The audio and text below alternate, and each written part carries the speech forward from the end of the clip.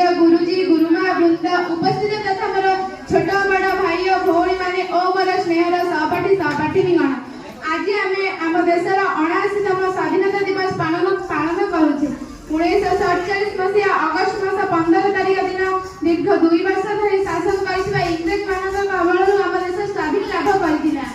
आज आम एठारे बसी खूब धूमधाम स्वाधीन जो स्वाधीनता दिवस पालन करुचे आमको स्वाधीनता दिवस पालन करुचे आमको बुझा जे आम स्वाधीनता पाइलु केउठु आमको ये स्वाधीनता देला कि ए सब प्रश्नर उत्तर आमको जानिबा को हेबा। आम ये जो स्वाधीनता उपभोग करुचे ताहा जे केते केते वीर बरपुरुष मानकर आत्म बलिदान ताहा आमे अनुभव कर परिबा नाही। एई स्वाधीनता पई गोटे मां ता पुओ को हराइछि गोटे भौणी ता भाई को हराइछि। एई स्वाधीनता पई केते केते वीर पुरुष माने निज जीवन हराइछन्ति।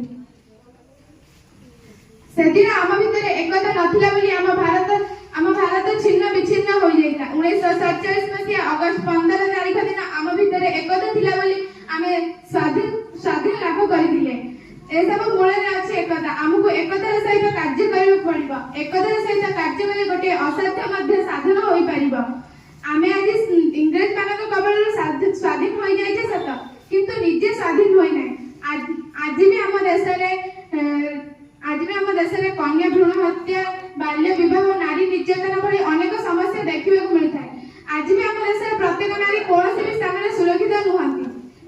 जेबे हम देश प्रत्येक नारी माँ मैंने सुरक्षित नुहंती तेबे हम देश मध्य सुरक्षित नुह। आम देश पराधीन महात्मा गांधी कही आम देश सेबे स्वाधीन हम जेबे गोटे नारी अधा राति निर्भय चलिक जीवाआसा कर। हाँ सतरे आम देश प्रत्येक नारी असुरक्षित। आमको शपथ नब आम देश प्रत्येक नारी को सम्मान देवाई आम देश को स्वाधीन करने मुझे